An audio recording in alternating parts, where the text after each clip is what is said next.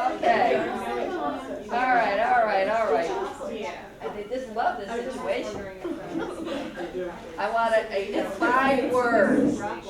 Group 1 in the back. What would you do? Give me within 5 words. What would you do? What's your action plan? 5 words. Don't let Tina do it. Staff meetings, spot inspection, feedback, mentor program, and flip cards. Staff meeting. That was way over 5 words. But it was close. But that's 5 points. Staff meetings, then you could follow up on that. Flip cards, what? Spot inspection with feedback and mentoring programs. Mentoring programs. Over here. Group 2. Ditto? Ditto? I agree. I think those would be good points. Okay, but just think about this. Just because you have that, what does that mean you're gonna do with it? You're gonna delegate staff to do it? You're gonna do it yourself? It's like an organization thing. I think you have to train the director. Trainer? Okay, group right here. What was your, was it, Chastity, were you? Oh, yeah, we kind of went together. Okay, which group was it? What would we do about that? Communicate, delegate. She needs Plan. training. Yeah, she needs training. The director needs. She needs to didn't be even trained? know that staff need first aid. So maybe She she didn't needs know to about know that. that. Yeah. She didn't do her job. She didn't know her job. Well, that's, She's in the first year. Look at 2 years. She's 2 been years, there. she She knows. needs to be out. she needs to be out? Hi. Why don't you go and talk to each other?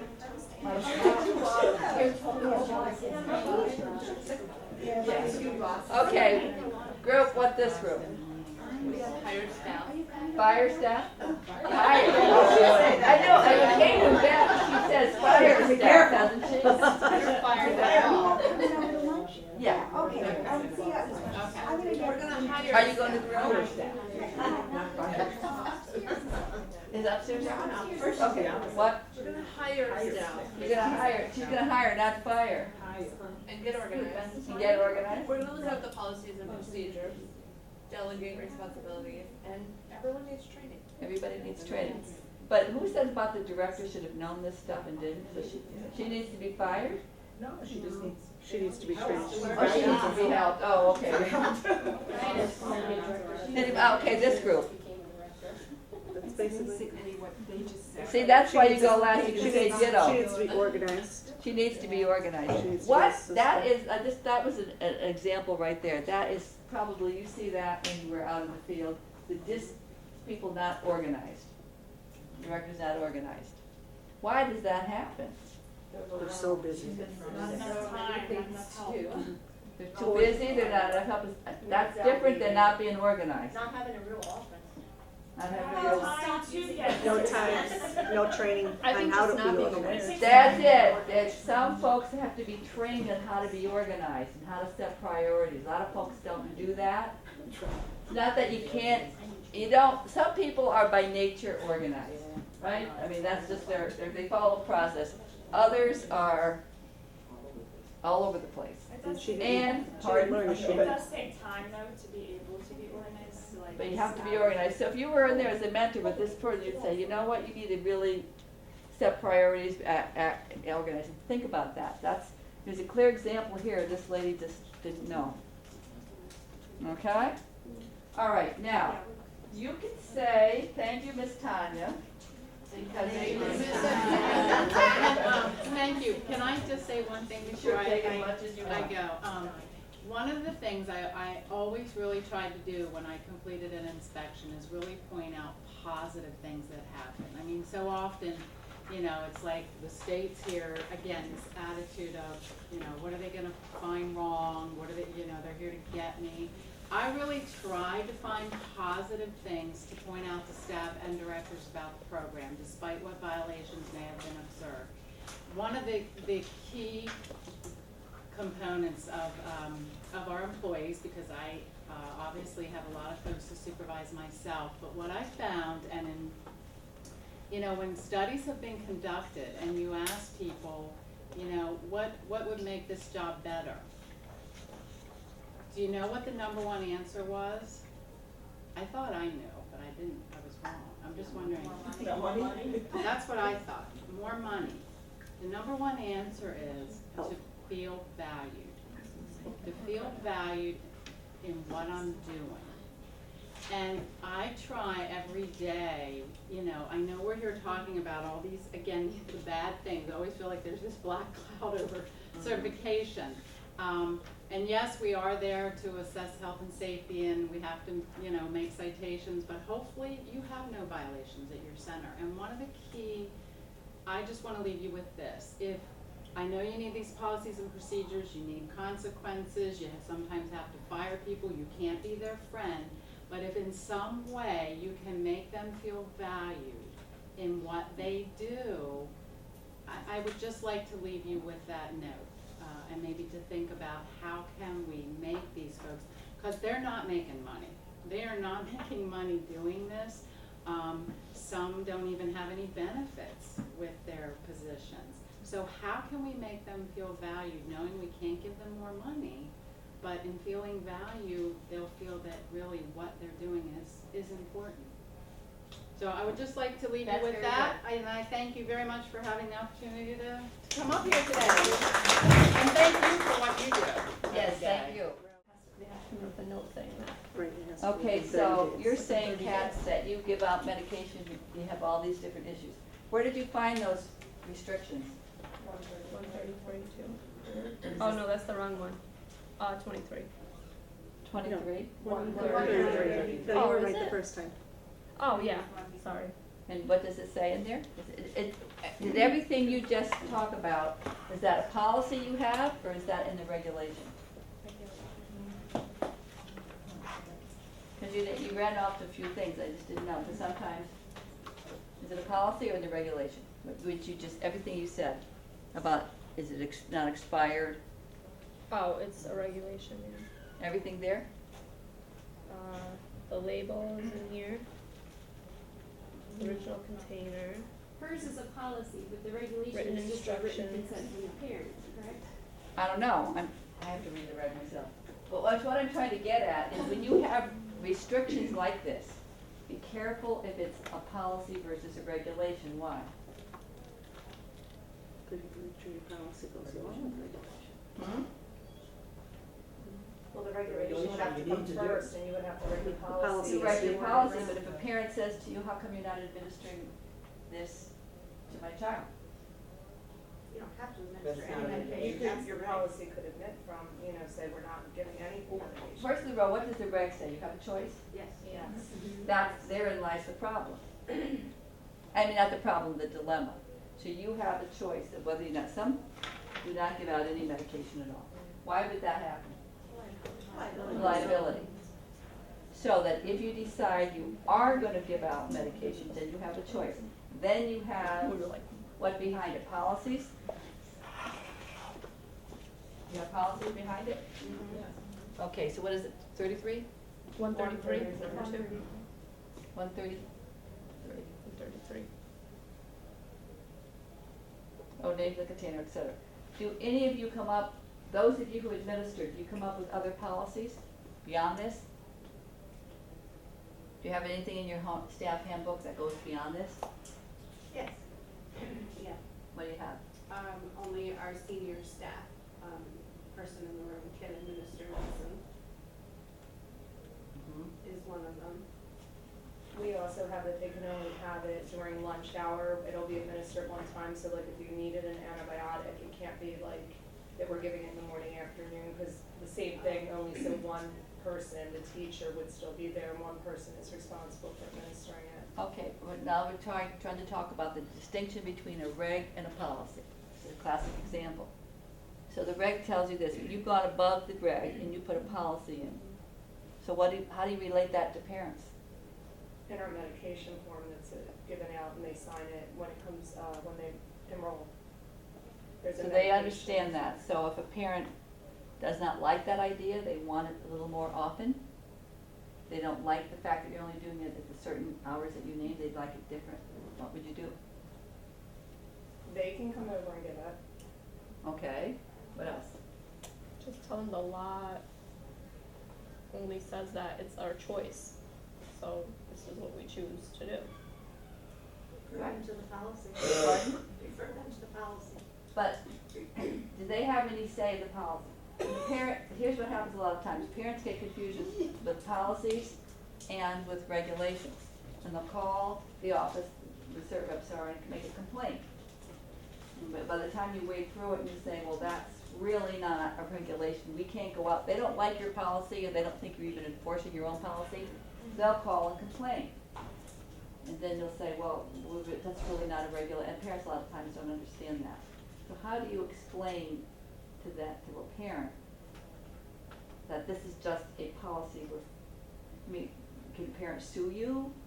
What would happen if a parent tried to sue you because you didn't give them the medication?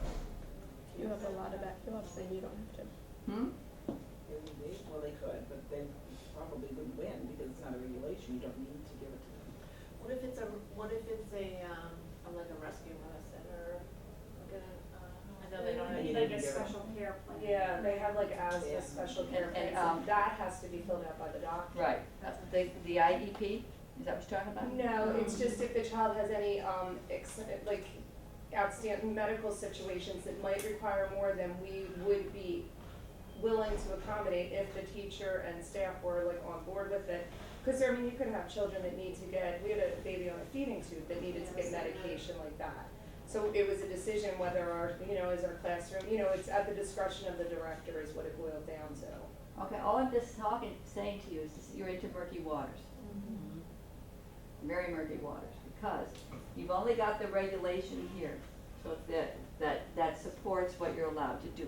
Once you get into policies, and I don't disagree with the policies, once you get into policies that are not backed up in regulation or law, then if a parent, a savvy parent, I mean, we've seen this a lot, the savvy parent complains, and I've been on the phone myself when I was acting a couple of years ago, I said, there's nothing I can do, it's not a regulation.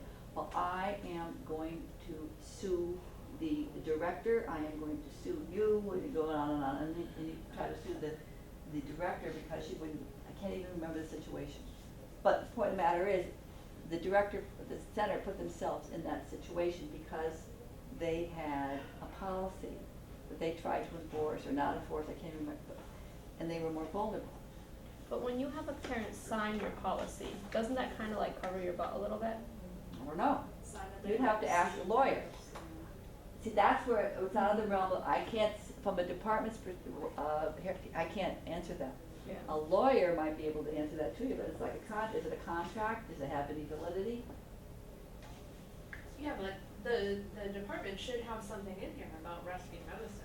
And they have something in here specifically about EPICAC. So Mhm. they should have something in here specific about Like diabetes EPICAC, that's or. if you have an old set, that's Oh, just a well, guideline. I- But you're right. But there should be something in there by the department that says, in the case of an emergency, diabetes, asthma, whatever the case may be, there should be something in the There regulations. should be something, there's not enough in the what I'm trying to say is there's not enough in the regs to cover you. But you make up policies and then you could, I don't know, if you've got a parent signing the policy that they agreed to, and parents say, well, I signed the policy, but I don't mean to agree to it.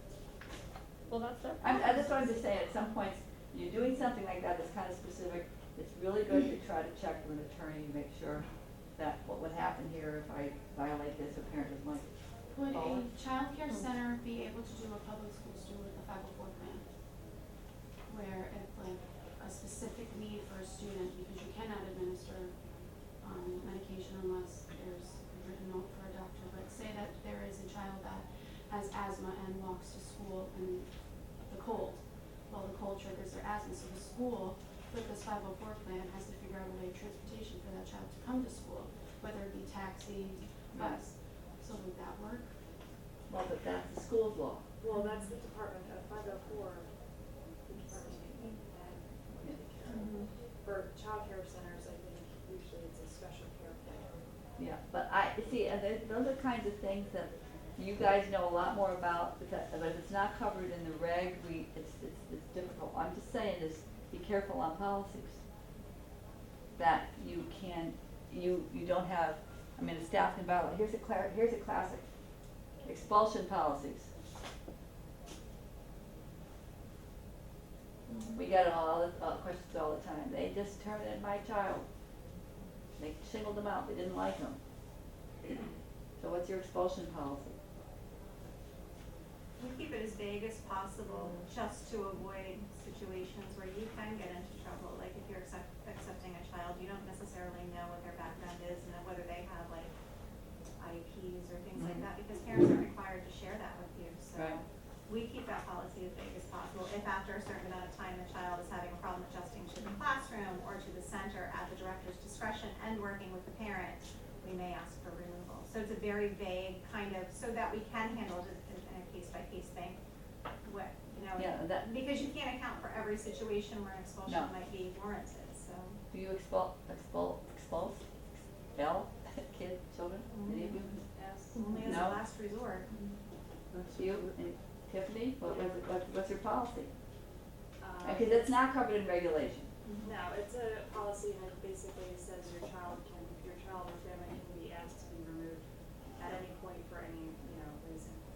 So it is very vague, Very vague.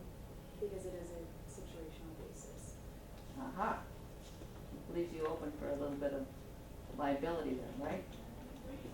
I mean, I'm not disagreeing, I'm just saying, I recommend. Ours that- is a little bit more detailed. It states like there's, I think 12 different reasons, and they are vague to a degree, but like one of ours is if parents fail to follow the rules of the agreement, health or medication policies, failure to get a health assessment form, failure to pay the required fees on time.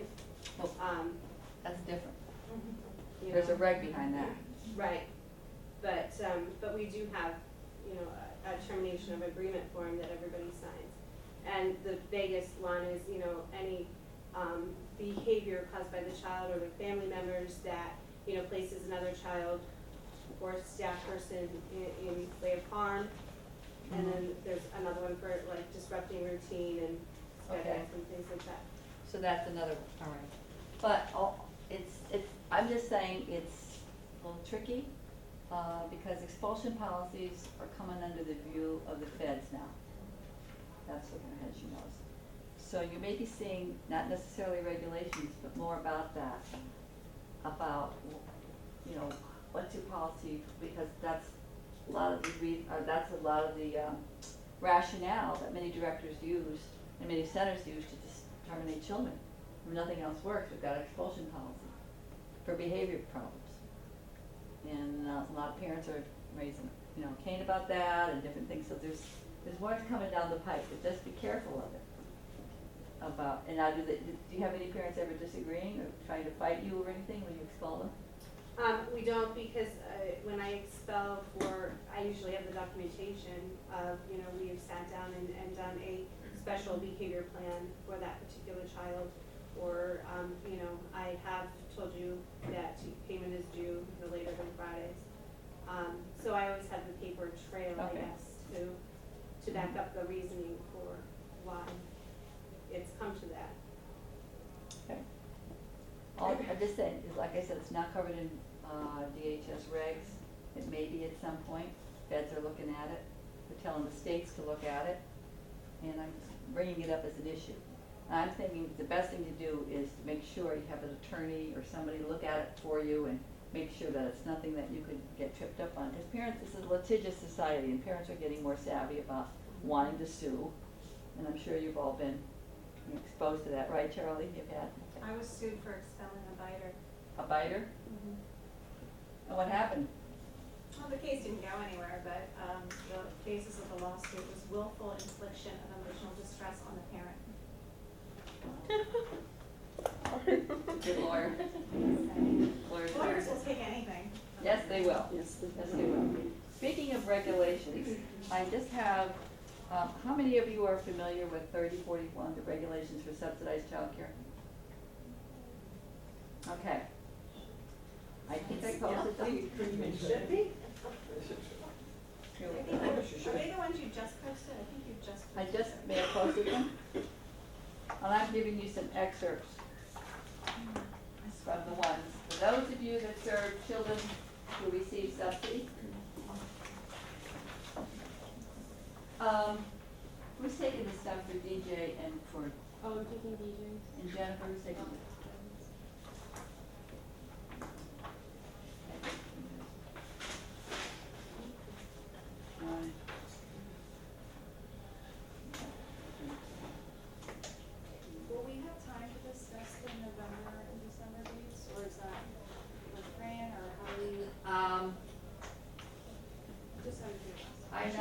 number, Fran, you could email her. Oh, is she? Yeah. Okay, Fran, hold on.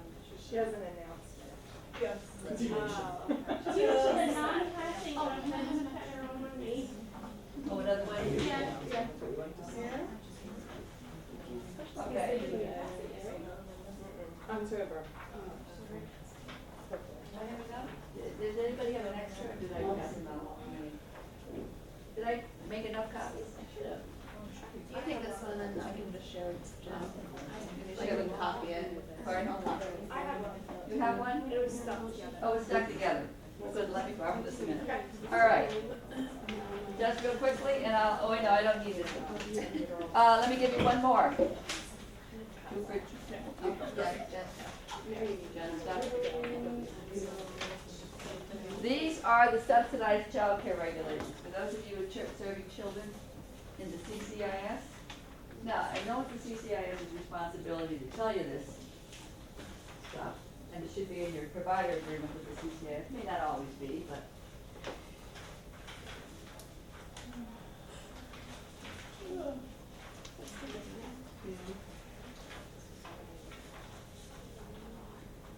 One more? Oh, good. All right, these are just, I think I just posted these, I can't remember. Did any of you check at all? I think did I put up the session for the 15th? I did? Okay, I don't remember, probably did, but I can't remember when I did it, but I did. So it's open, so, because I won't be here next week. And so your stuff will be a little bit late being graded because I'll be away, but we'll get there. The first one is subsidy suspension. These are in the regs now. If unable to attend for more than 5 consecutive days, they should be suspended up to 90.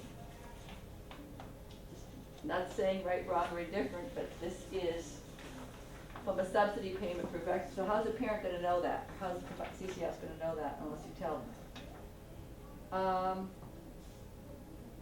Then the next one on the next page, 3041.15, is provider of the program eligible to receive must accept the payment. They may not pay child care costs. Eligibility agency, which is the CCIS, may not pay costs that exceed maximum child care allowance, less the copay. Parent selects a provider at the published rate. If they exceeded, the provider may charge the parent or caretaker the difference. Did you know that? Okay. A change resulting in adjustment of the copayment shall begin on the date the reports the change. I just found over the course of time, a lot of providers are not aware of this. Delinquent copayments. I think I passed the same thing out twice. All right, they're all together. The delinquent copayment, this is a biggie.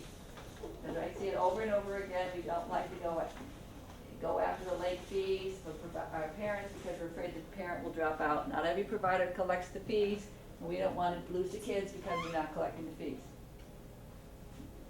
It's a requirement if you sign a provider agreement that you have to report a copay that's delinquent. You do that, Chastity? Mhm. Yeah. Right, okay.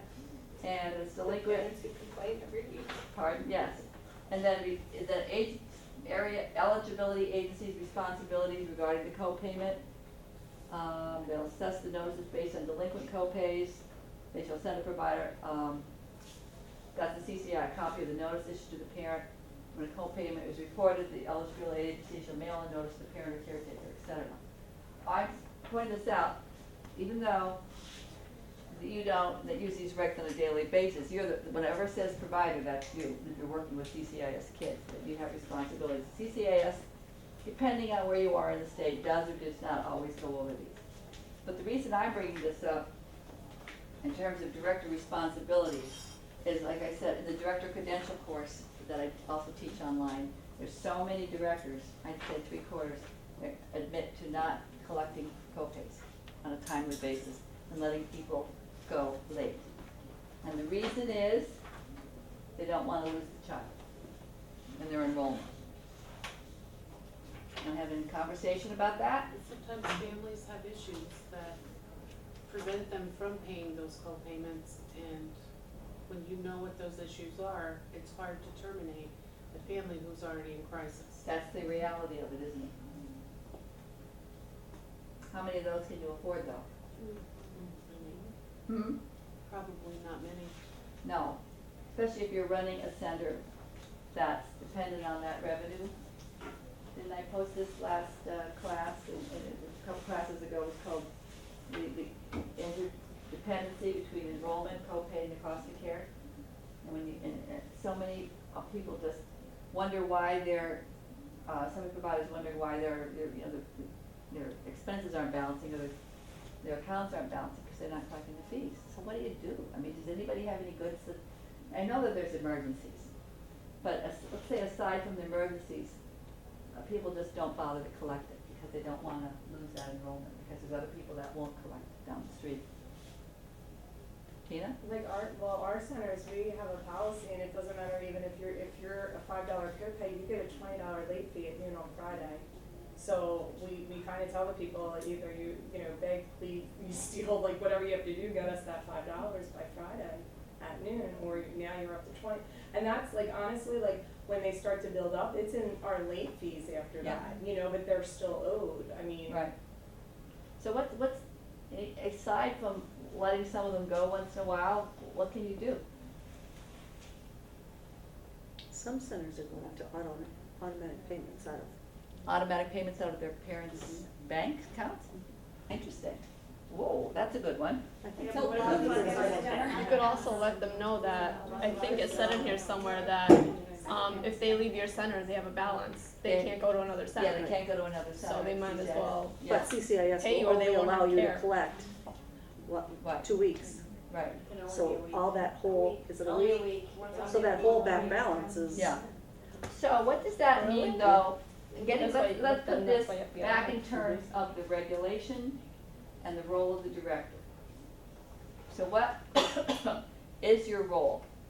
We have to make sure the center is fiscally responsible. We're accountable for that. We're accountable for that $5 copay. We're accountable for that $65 copay. We have to work with the families and make sure that it's, and make sure they understand the consequences if it's not paid. We don't have a choice. We have to report it. Because, yeah. Now, who gives the news to the parents that they owe? I actually was just dealing with this last week, because I found, that I was becoming overwhelmed with trying to hunt families down for payments, so I actually, my mom, who's the owner, we've agreed that she's gonna kind of take over tuition and doing that, because I'm so, like Lisa said, I'm emotionally invested in the families, and when they give me their story and I feel bad, I'm less inclined to be harsher when I should. So therefore, because my mom is not emotionally invested anymore, she's just gonna. She's the bad, you're the good cop, bad cop. Basically, at this point, and I think it's gonna help because,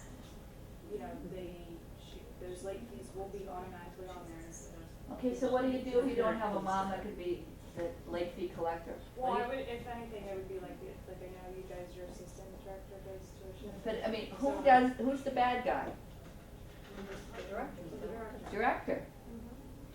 And I know that's the whole thing, that's your responsibility, so I don't disagree, and I understand that you're emotionally invested in the families, but you bear the responsibility of following that and setting that, and so if is there any situation of a family that you can think of that's in such crisis that they can't pay their copay? Yeah, every family we work with. I mean, you walk into the house and there's no food on the table for the kids, but you want them to pay, And those families have a $5. copay. Do they have a copay? If they're in CCIS, yeah. We have families that don't have copays Yeah, at all. we do too. Well, Some Head of us- Start families do not have copays, Right. but if your Head Start ends need, like a wraparound, or they don't call it Yeah. wraparound anymore, but, Like full day, full year. or So- full day, full year. I mean, they get Therein reimbursed, lies the dilemma.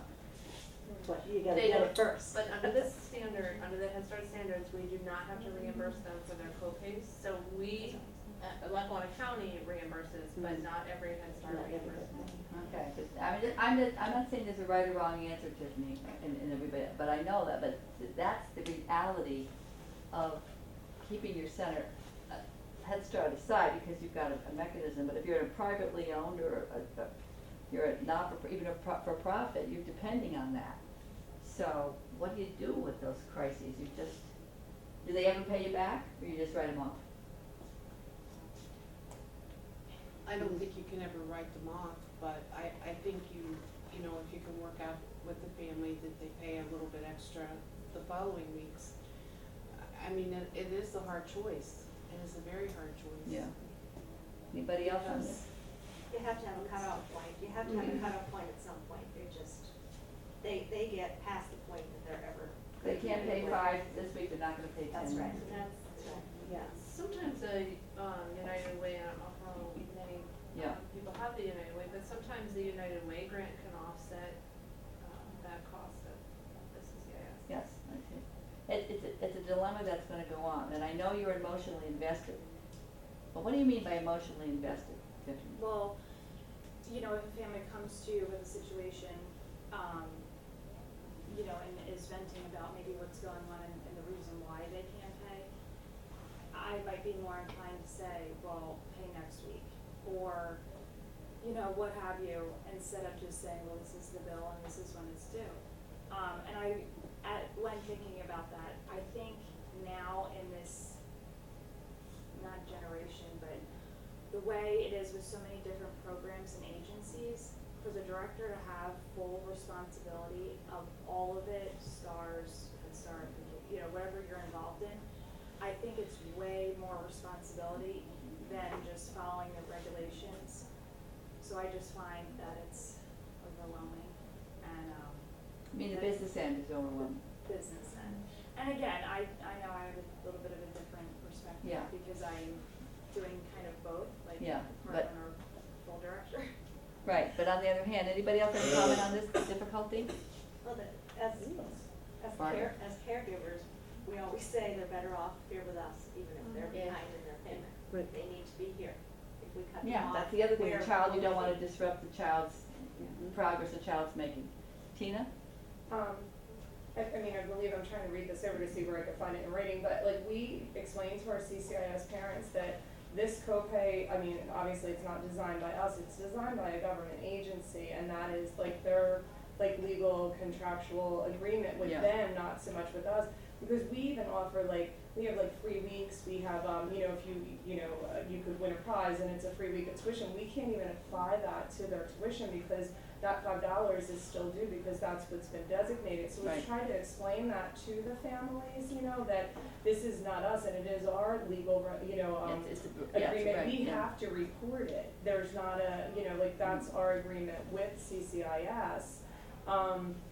You know, but and on the same page, like, I totally got what Tiffany's saying. I mean, I've cried with parents. I've pulled Yeah. money out of my own wallet and said, just pay it back, or, you Yeah. know, because you feel awful that they can't afford formula or diapers, or, I mean, I know that they're getting other things, but sometimes it's just not enough. They're not taking into consideration what their mortgage is, or that, you know, the Right, dad they're not is money out of work, managers or- sometimes, yeah. Yeah, it's Well, hard. and then that's the dilemma you have to look at. I'm gonna go see if Fran's ready, but the dilemma is, and did we put this in one of them, you're not running any social service agency, you're running a business, which is not that easy.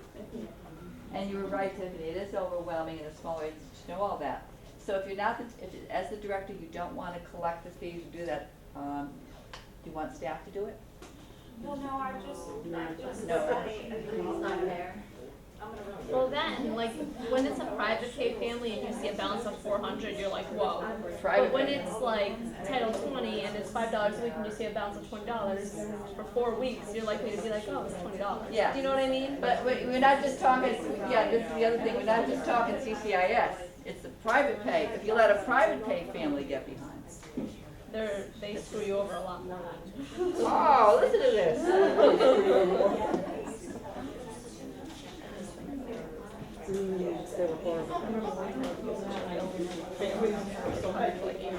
It'll be over in a few minutes. So it's the private pay versus the okay, now we're getting started here. No, but you know what I mean? Like, if a private pay person's late 1 week, you notice it. Their balance builds up a But- lot quicker. Yeah. But, yeah, Kat just raised a good point. If you see a private pay family that's supposed to be paying $100, they're $400 behind, it strikes you. But if it's $20 behind, who's paying the other half of the $20, who's paying the other $80 a week? Government. Yeah, and who's paying the government? We are. Yeah, I'm not making any harsh statements about it. I'm just saying that that's, from a business perspective, you've gotta take a look at that and look at all the thousands, the kids are on the waiting list, they can't get in. A lot of, I mean, I know this is running CCIS is statewide, it's just You know, I hear everything you're saying, and you hear from the providers, we said, yeah, but we've got, 8,000 kids on the waiting list. I feel like they're making it harder and harder for providers with a lot of stuff that's going on in subsidized childcare. Like at one time, it seemed like they got better about being more of a partner with us, but now that, like with this new regulation for the suspension of services, we don't get paid for that child not being there for that 5-day suspension. That parent doesn't have to pay their copay. Our private pay families have to pay that week that that child's not gonna be there. You can get paid, How do it's they- not written. Oh, it's not? I got paid. They went all the way to I the didn't top get paid. There were- Well, see, I have no I idea. didn't get paid. Okay. I got paid. But I wanna get back to that other, it is difficult, and I think some of it comes down from the philosophy of the governor's office. Because remember, under the Rendell administration came out, they got rid of the alimony, and they got rid of the, or not the alimony, child support, and different hours, and then when the, Corbett came in, they tightened it up a little bit, and now we're going back again. The feds are coming out with more requirements. And it may be even easier in terms of parents being able to, even if they report a change, you don't do anything about it. Let them go. It's like the Head Start concept. Once you're in, you're in. So that's, different things are coming around. But I wanted to get back to the aspect of, I said, a staff person reminding a parent that the co-pays are overdue. You all said no. Administrative staff only. You ever see that? What about the bookkeeper or the tuition person? They're staff person, aren't they? Yeah. Hmm? They're not in the shower. Yeah, but that's different than being in the classroom. They're not Okay. taking care of children. Not taking care of the children. So it's definitely the director's role to be the giver of bad news. All right. I'm here with the good news, thank you very much. Goodness, okay, here's the. Okay, so I did the investigation that I was asked to do about the graduation ceremony, and the graduation ceremony will be in May. You will still have 6 credits to take. You can walk with still having 6 credits to take. So you will be walking in the May commencement. You will be our first inaugural graduate class. I would like to make at that time, as you know, an announcement as, to those that would be going on to Columbia. So just no pressure whatsoever. I just want you thinking in those terms. So that's the story. When is graduation? It is the 2nd Saturday in May. Does anybody have their phone? The 9th. What's the It's the next third, one? isn't it? What is the next one? The 16th. Yes, that would be it. That's the 3rd Saturday. I'm sorry. I was rushing it. I was hoping it was the 9th. Wait, May 14th. Yeah. I'm in May 14th. May 14th. I didn't do 16th. Okay, May 14th, which is a Saturday, which if it follows the same calendar as this year, it will be at 11 a.m. And it will be at the stadium at Montage. Stadium at Montage? Mm-hmm. Oh. That's where it was this year, Center field. center field. It'll be, it's the arena, I guess. The arena, Yeah. okay. Yeah. Oh, not the stadium. I don't want you to think It's it's. like The the pavilion. concert.